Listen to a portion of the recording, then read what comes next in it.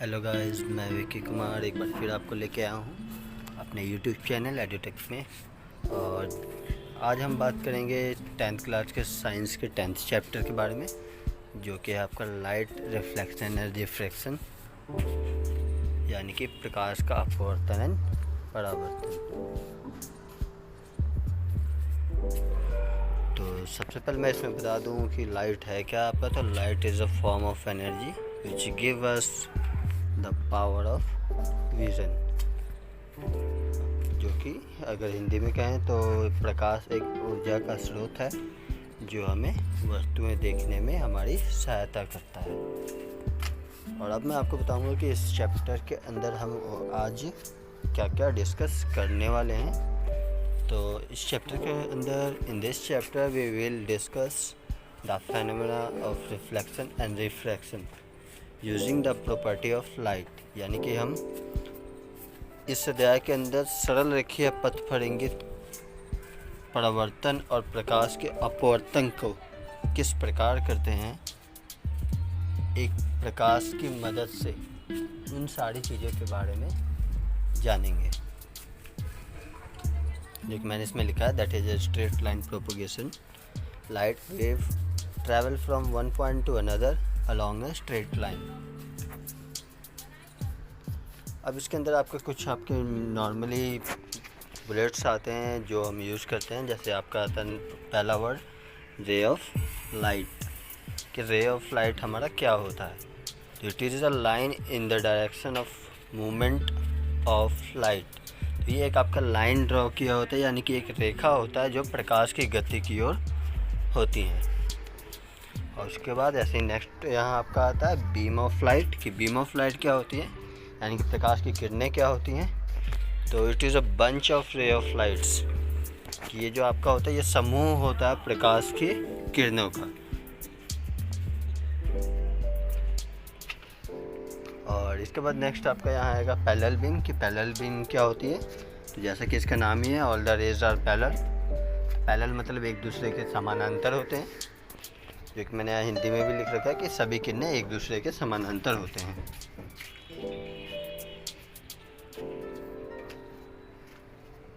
तो चलिए अब आगे बढ़ते हैं अपने नेक्स्ट टॉपिक पे, जो कि आपका रिफ्लेक्शन ऑफ लाइट है, यानी कि प्रकाश का परावर्तन। तो when the light is allowed to fall on highly polished surface such as mirror, most of the light get reflected. और अगर इसी को मैं हिंदी में आपको बताऊं तो जब प्रकाश की किरणें उच्च कोटि की पॉलिश किए हुए कुछ पृष्ठ पर, यानी कि कोई चिकनाहट वाले या जिसके ऊपर से लाइट आपका परावर्तित हो जाए या रिफ्लेक्ट हो जाए, उस पर पड़ती हैं, तो अधिकांश उसमें से जो मैक्सिमम आपकी रे ऑफ लाइट होती है या प्रकाश की किरणें होती हैं वो परावर्तित हो जाती हैं। जैसे हमारा जो कांच होता है या मिरर हो गया, शीशा, ये सारी चीज़ें आपकी एक प्रकाश का परावर्तन करने में मदद करती हैं। अब चलिए इसी के में आगे बढ़ते हैं। और नेक्स्ट आपका आता है यहाँ लॉज ऑफ रिफ्लेक्शन, यानी कि परावर्तन का नियम, कि हम परावर्तन को करवाने के लिए कौन कौन से नियम को हमें ध्यान में रखना पड़ता है। जैसे कि मैंने यहाँ एक डायग्राम बना रखा है आपका, जिसके अंदर मैंने एक रे को इंसिडेंट करवाया है, यानी कि आपतित करवाया है, और जिसके बाद हमारा कोई एक परावर्तित किरण निकली है। और इसी से हमारा जो है लॉज ऑफ रिफ्लेक्शन बनता है, जो कि अब मैं नीचे आपको ये समझाऊंगा। जैसे मैंने अभी यहाँ रे के डायग्राम में इंसिडेंट रे, यानी कि आपतित कोण, जिसको हम एंगल आई से डोनेट करते हैं, और ऐसे ही रिफ्लेक्टेड रे, यानी कि आपका परावर्तित कोण, जिसको हम एंगल आर से डोनेट करते हैं। और दोनों की मीनिंग सेम ही है, इंसिडेंट एंड आर से आपका रिफ्लेक्टेड। और ये दोनों ही आपका सेम पॉइंट ऑफ इंसिडेंट पे, यानी कि आपतन बिंदु पे ही इंसिडेंट कर रहे होते हैं, यानी कि मिल रहे होते हैं।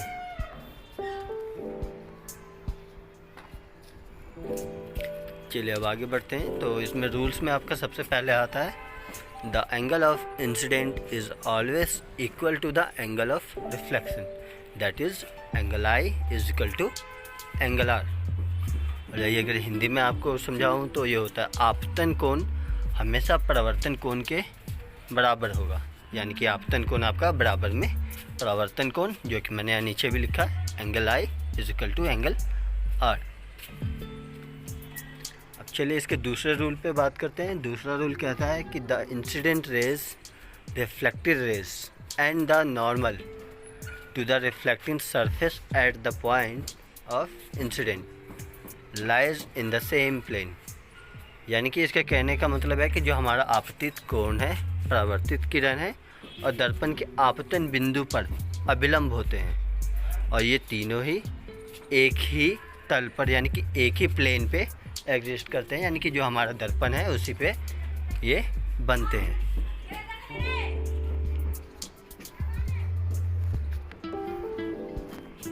चलिए अब अगला, जो कि हमारा इमेज फॉर्म बाय मिरर, यानी कि समतल दर्पण द्वारा बना हुआ आपका एक प्रतिबिंब, उसका मैंने यहाँ डायग्राम भी बनाया है और मैं इसके बारे में भी बताऊंगा कि इसकी प्रॉपर्टीज़ क्या क्या होती हैं, यानी कि इसके गुण क्या क्या हैं। तो चलिए सबसे पहले, जैसे मैंने यहाँ एक बीच में मिरर ड्रॉ कर रखा है, और मैंने अपने लेफ़्ट हैंड साइड यानी कि जहाँ हमारा ऑब्जेक्ट यानी कि बिंब रखा है, वहाँ से बिंब का प्रकाश परावर्तित करवाया। और इसके अंदर होता क्या है कि आपका वर्चुअल इमेज बनती है, जो यानी कि विपरीत दिशा में, जिस दिशा में आपका जो ऑब्जेक्ट यानी कि आपका बिंब रखा रहता है, आपका जो इमेज है वो, यानी कि जो आपकी प्रतिबिंब है वो आपका उसी साइड बनता है जिस साइड आपने ऑब्जेक्ट रखा होता है, यानी कि बिंब रखा होता है। तो जैसे कि मैं अपनी ये नीचे इसको पूरा प्रॉपर वे में आपको समझाता हूँ। Virtual and erect the image that do not form on screen, यानी कि जो हमारी स्क्रीनिंग है या स्क्रीन है, यानी कि जो हमारा दर्पण का स्क्रीन है, वहाँ फॉर्म ना होकर उसके इरेक्ट या वर्चुअल इमेज के तौर पे वो फॉर्म होता है। जैसे कि मैंने नीचे हिंदी में भी लिखा है, सदैव आभासी होता है, यानी कि जो प्रॉपर में दिखाई आपको नहीं दिखता, लेकिन इमेज आपकी बनी हुई होती है। यानी कि प्रतिबिंब जो पर्दे पर नहीं बनता, लेकिन प्रतिबिंब आपका बनता है। और इसी में अगर मैं इसका दूसरी पॉइंट बताऊं तो ये लेटरली इन्वर्टेड होते हैं, यानी कि ये आपके प्रतिबिंब पार्श्व प्रतीत होता है, यानी कि उल्टा दिखता है। जैसे कि मैंने इसमें ब्रैकेट में लिख के आपको समझाया भी है, the left side of object appears on right side of image, यानी कि जो हमारे शीशे से लेफ़्ट साइड में इमेज एक्चुअल में बनना होता है, वो हमारे जो मिरर है उसके राइट साइड में फॉर्म होती है। और यही अब थर्ड पॉइंट है, the size of image is equal to that of object, यानी कि जिस ऑब्जेक्ट या जिस बिंब का हम परावर्तन करवा रहे हैं उसकी जितनी ऊंचाई होगी उतनी ही ऊंचाई जो आपका इमेज फॉर्म होगा, यानी कि जो आपका प्रतिबिंब बनेगा उसकी भी उतनी ही ऊंचाई होगी जितनी आपके ऑब्जेक्ट या बिंब की ऊंचाई थी। जैसे मैंने हिंदी में भी लिखा है, प्रतिबिंब का साइज बिंब के साइज के बराबर होता है। चलिए आगे बढ़ते हैं। और नेक्स्ट है यहाँ का, the image form is as far behind the mirror as the object is in front of it, in front of it. तो अगर इसको मैं हिंदी में समझाऊँ तो प्रतिबिंब उतनी ही दूरी पर बनता है जितनी दूरी पर दर्पण पर से आपका बिंब रखा होता है, यानी कि कोई अगर आपका दर्पण है, वहाँ से जितना डिस्टेंस आपके किसी बिंब का होगा उतना ही डिस्टेंस आपके प्रतिबिंब का भी होगा। तो अगर आपको इसमें से कोई भी आपके लॉज या इसके जो आपके कैरेक्टरिस्टिक्स हैं अगर समझ में ना आए हो तो आप मुझे कमेंट सेक्शन में पूछ सकते हैं, और मैं पूरी कोशिश करूँगा कि जो भी आपके डाउट हैं वो मैं क्लियर कर सकूँ। तो चलिए आगे बढ़ते हैं। अब आगे आता है आपका reflection of light by spherical mirror, यानी कि आपका गोलीय दर्पण। और गोलीय दर्पण से हम कोई परावर्तन कैसे करते हैं इसके बारे में अब मैं आपको बताऊंगा। तो mirror whose reflecting surface are curved inward or outward spherically are called spherical mirror, यानी कि अगर इसको मैं सरल भाषा में समझाऊं तो गोलीय दर्पण का परावर्तक पृष्ठ अंदर की ओर या बाहर की ओर वक्रित होता है तो हम उसे गोलीय दर्पण कहते हैं। जैसे मैंने एग्जाम्पल भी लिखा है, एग्जाम्पल के तौर पे अपना ये जो हमारा स्पून होता है यानी कि चम्मच होता है, ये आपका एक तरह से गोलीय दर्पण होता है, क्योंकि जो इसकी कर्व सरफेस होता है उसको हम दोनों ही गोलीय दर्पण के तौर पर कंसीडर कर सकते हैं, यानी कि उसको गोलीय दर्पण समझा जा सकता है। जैसे मैंने नीचे इसका डायग्राम भी बनाया और अब मैं इसको डायग्राम की बेसिस पे आपको ऐसे समझाऊंगा। तो इसको आपको समझने के लिए पहले अपने ध्यान में स्पून का यानी कि चम्मच का एक, या आप चम्मच लेके ही बैठें, और उसके बाद अब उसमें आपको समझना ये है कि जो हमारा अंडर के साइड में जो हमारा कर्व है वो हमेशा आपका रिफ्लेक्टिंग साइड अगर है, मतलब जिस साइड से आप रिफ्लेक्ट करवा रहे हैं अगर वो आपका इनर कर्व है तो वो आपका कॉनकेव मिरर यानी कि अवतल दर्पण है, और अगर आप जिधर से इमेज रिफ्लेक्ट करवा रहे हैं वो आपका आउटवर्ड कर्व है तो वो आपका कॉन्वेक्स मिरर यानी कि उत्तल दर्पण है। और कॉन्वेक्स मिरर को हम डाइवर्जेंस मिरर भी कहते हैं और अवतल मिरर को कन्वर्जिंग मिरर भी। तो उम्मीद है ये समझ में आया होगा आपको, और इसको याद रखने के लिए आपको चम्मच का ही अपने ख्याल में रखना है कि जो हमारा इनर साइड अगर रिफ्लेक्टिंग आर्क है तो अवतल, और अगर आउटर साइड रिफ्लेक्टिंग आर्क है तो उत्तल। यानी कि अगर हिंदी में बताऊं, इनर साइड अगर है तो आपका कॉनकेव और अगर आउटर साइड है तो कॉन्वेक्स। तो चलिए अब आगे बढ़ते हैं हम अपने अगले टॉपिक पे।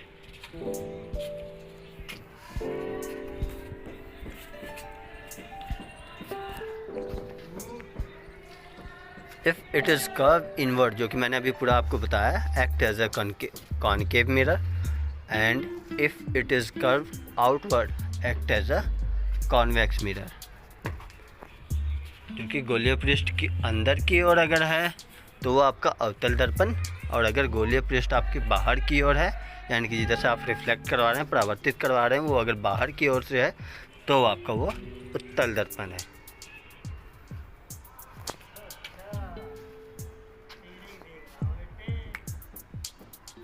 अब बात करते हैं few basic terms related to spherical mirror, कि कुछ वर्ड या कुछ शब्द जो हमारे स्फेरिकल मिरर यानी कि गोलीय दर्पण से संबंधित है, जो हम गोलीय दर्पण को करते टाइम में उसके अंदर यूज़ करते हैं। जैसे कि मैंने यहाँ दो डायग्राम बना रखे हैं और इसी के अंदर एक में मैंने आपको हिंदी और एक में इंग्लिश में आपको यहाँ समझा रखा है। तो जैसे कि मैंने यहाँ दो आपके लेंस या दो आपके मिरर बना रखे हैं, और जिसमें मैंने पहला बता रखा है आपका एफ स्मॉल एफ यानी कि फोकल लेंथ, जो कि आपका दर्पण से लेके एफ पॉइंट तक होता है, और उसके बाद आता है आपका वक्रता त्रिज्या यानी कि रेडियस ऑफ कर्वेचर, जो कि आपका प्रिंसिपल पॉइंट से यानी कि पी पॉइंट से लेके रेडियस ऑफ कर्वेचर यानी कि सी पॉइंट तक का डिस्टेंस होता है। और जो आपके बीच में से लाइनिंग जाती है, जो मतलब आपके जो दर्पण है या जो आपका मिरर है जिसको दो डिवाइड में अगर वो डिवाइड कर रहा है तो वो लाइन आपका प्रिंसिपल एक्सिस या फिर मुख्य अक्ष कहा जाता है। तो चलिए अब आगे बढ़ते हैं। अब इसके अंदर आपका एक मेन पॉइंट आता है relationship between focal length and radius of curvature, यानी कि फोकस की दूरी यानी कि हमारा एफ और रेडियस ऑफ कर्वेचर यानी कि सी, इन दोनों के बीच में एक रिलेशनशिप होता है जो कि अब मैं आपको बताऊंगा, जो कि होता है आपका F is equal to R by 2, यानी कि जो आपका फोकल लेंथ है वो आपके रेडियस ऑफ कर्वेचर का आधा होता है। या फिर अगर इसको हम फोकल लेंथ के बेसिस पे देखें तो जो हमारा रेडियस ऑफ कर्वेचर है वो फोकल लेंथ का दुगना होता है। तो चलिए आगे बढ़ते हैं। Rule for image formation by spherical mirror, और अब हम बात करें कि स्फेरिकल मिरर से जो इमेज फॉर्म होती है यानी कि जो हमारा प्रतिबिंब बनता है उसको बनाने के कुछ नियम होते हैं, वो अब हम यहाँ डिस्कस करेंगे। तो सबसे पहला यहाँ आता है नियम की a ray of light which is a parallel to principal axis passes through focus meet at focus और वाइस वर्सा। अगर हिंदी में इसे ही मैं समझाऊं तो दर्पण के मुख्य अक्ष के समानांतर किरण परावर्तन के पश्चात दर्पण के मुख्य फोकस से गुजरती है। यानी कि जो भी हमारा परावर्तन किरण है और जो हमारा मुख्य अक्ष है वो हमेशा दर्पण के मुख्य फोकस से होकर ही गुजरेगी।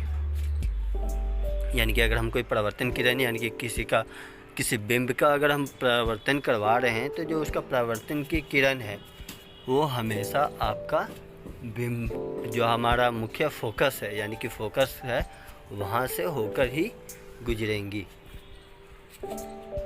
और इसके मैं आगे आपको इमेज भी दिखाऊंगा कि कैसे इमेज बनते हैं या रूल के अकॉर्डिंग वो इमेज आपका क्या क्या शो करते हैं। तो पहले मैं इन 3 जो भी रूल्स हैं उनके बारे में बात कर लेते हैं। तो यहीं अगर हम दूसरे रूल की बात करें तो दूसरा रूल कहता है कि a ray of light which is passes through the centre of curvature it is also known as normal at the point of incident on a spherical mirror retrace their path after reflection. और यहीं अगर अब मैं इसको हिंदी में समझाऊं तो हिंदी में होता है कि अवतल दर्पण के वक्रता से गुजरने वाली किरण अथवा उत्तल दर्पण के ओर निर्देशित किरण परावर्तन के पश्चात उसी पथ के अनुदिश वापस परावर्तित हो जाती है। यानी कि अगर हम रेडियस ऑफ कर्वेचर से कोई रे आपका पास करवाते हैं तो वो सेम ही डायरेक्शंस में इंसिडेंट हो जाती है वापस। और यहीं आपका थर्ड रूल आता है। थर्ड रूल कहता है कि a ray of light falling on pole get reflected at the same angle on the other side of principal axis.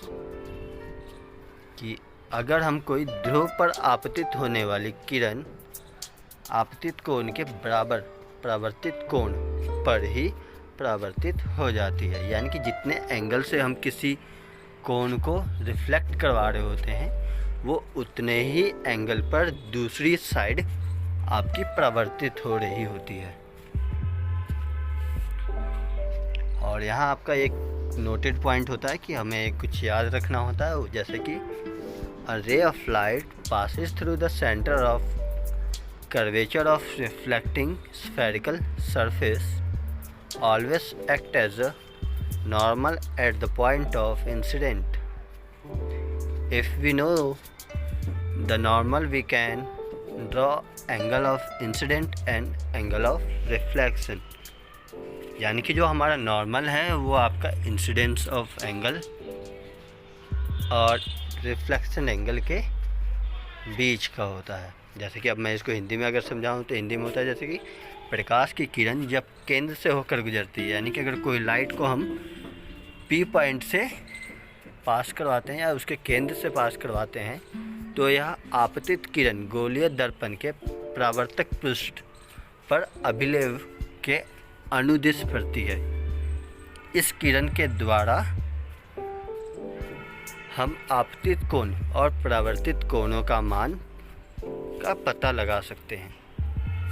यानी कि अगर कोई रे आपकी सेंटर से पास हो रही है तो जितने एंगल पे आपकी इंसिडेंट हुई है और जितने एंगल पे वो रिफ्लेक्ट हुई है उन दोनों ही कोणों का मान हम इससे पता लगा सकते हैं।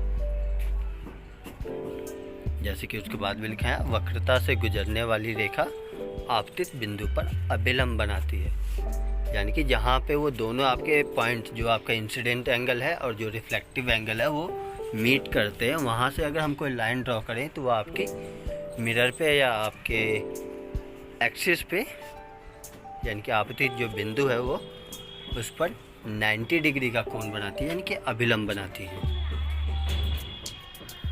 चलिए आगे बढ़ते हैं और अब मैं बताऊंगा 1 बाय 1 इनकी इमेज फॉर्मेशन के बारे में कि हमारे किस रूल के अकॉर्डिंग कैसा और कौन सा इमेज फॉर्म होता है। तो सबसे पहले हमने बात किया था कि a ray of light which is a parallel to the principal axis always passes through the focus and meet at the focus और वाइस वर्सा। जैसा कि मैंने पहले इमेज में यहाँ ड्रॉ कर रखा है कि कोई आपका इन्फिनिटी से रे ऑफ लाइट आई, आपका जो मिरर है वहाँ रिफ्लेक्ट किया और आपके फोकस से पास होकर निकल गई।